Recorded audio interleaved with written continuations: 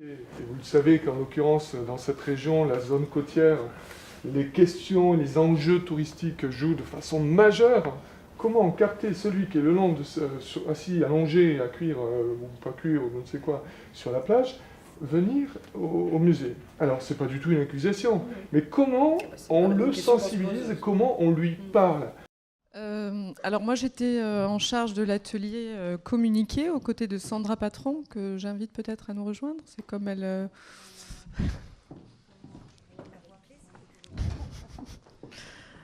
Donc je la remercie puisqu'elle m'a confié la restitution de la synthèse de cet atelier qui a été conçu suivant... Oh non mais c'est ça.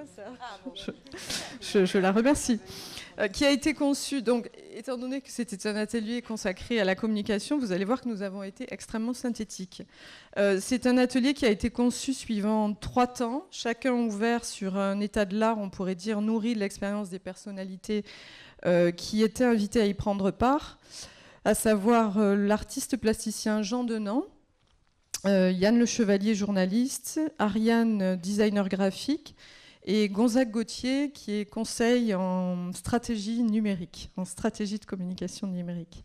Les 3 axes de l'atelier concernaient la relation de la communication au territoire du local à l'international, la charte graphique et les relations presse, et la communication via le numérique. Pour chacun de ces axes, nous avons retenu, je pense que vous avez tous procédé de la même manière, les besoins, les attentes, les freins, les limites rencontrées, et bon, donc je précise. Et enfin, les préconisations suggérées à l'échelle de l'Occitanie.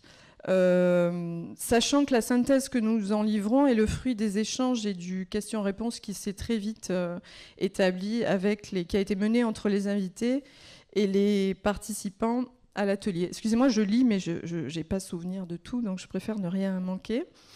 On s'est tous accordés, je crois, sur le constat de la mutation de nos métiers qui sont en pleine évolution, notamment sur les questions du numérique, justement. À plusieurs reprises ont été notés et soulignés le lien de plus en plus important de la communication à la médiation et à la manière dont finalement ces 2 fonctions se répondent et interagissent de plus en plus au cœur de nos métiers, ce qui a conduit finalement à la nécessité de réinterroger l'organisation au sein de nos structures. D'une certaine manière, pour reprendre le propos d'un des intervenants, d'un des participants, on est passé du public au pluriel, et du support au support, également au pluriel, d'où la complexité finalement pour les communicants qui doivent démultiplier les niveaux de discours. C'est un constat qui nous a fait se reposer cette question de qui porte le discours au sein des structures et qui a souligné la difficulté et la nécessité des communicants à s'en emparer, voire à la nécessité de se réapproprier ces discours pour l'adopter et à la multiplicité des supports. Je vous l'ai dit, je crois, en introduction, la place prépondérante des questions numériques aujourd'hui dans nos métiers a occupé quasiment toute l'après-midi de l'atelier. Bon, on a redit en quoi il s'agissait d'une activité chronophage. On a souligné le manque de stratégie numérique et l'obsolescence programmée des contenus. Et petit à petit, au fil des échanges et des discussions, l'idée a émergé d'une plateforme de mutualisation des contenus dans une logique collaborative et participative. Ce qui a conduit en fait à remettre en question par l'ensemble du groupe les outils actuels qui sont utilisés par le réseau, qu'il s'agisse de l'agenda, que vous connaissez tous, l'agenda imprimé, ou bien des sites Air de Midi et ACLR. Et c'est une critique qui était motivée, bien évidemment, par le fait que ces outils qui ont peut-être correspondu à une période et à un moment donné à des usages et à des pratiques ne nous semblent plus en adéquation avec les besoins aujourd'hui, que ce soit les besoins du réseau ou les besoins des cibles potentielles qu'ils prétendent viser.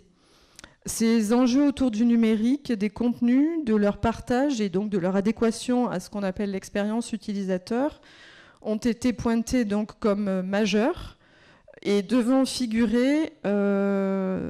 conduire à une réflexion plus profonde à moyen terme, à court terme, et devant figurer à l'ordre du jour du prochain saut d'avis, du saut d'avis. Enfin, il a été proposé, à l'instar des... Non, c'est pas la mauvaise feuille, je vais y arriver.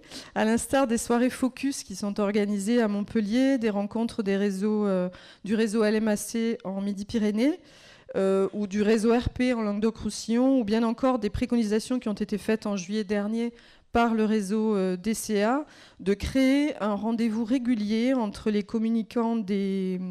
Alors je dis encore des deux régions, mais non, des deux pôles, peut-être en commençant par une rencontre qui aurait lieu de manière simultanée à Toulouse et à Montpellier, avec une personne qui serait référent pour les deux anciens réseaux, mais avec très vite une seule et même personne, et avec l'idée de se fixer un calendrier assez régulier. Je pense que, par exemple, les soirées focus, c'est tous les premiers mardis ou tous les premiers mercredis du mois à Montpellier. Bon, ça serait peut-être dans un rythme plus restreint au départ, mais voilà, c'est une des idées qu'on a lancées pour clôturer cet atelier, sachant que peut-être les référents pourraient également jouer le rôle de représentants pour le réseau lors de rencontres professionnelles du type de celles qu'on est en train de faire, voire également, pourquoi pas, de concertations publiques au-devant de la puissance publique, d'être référent pour l'ensemble du réseau. Je vous remercie pour votre attention.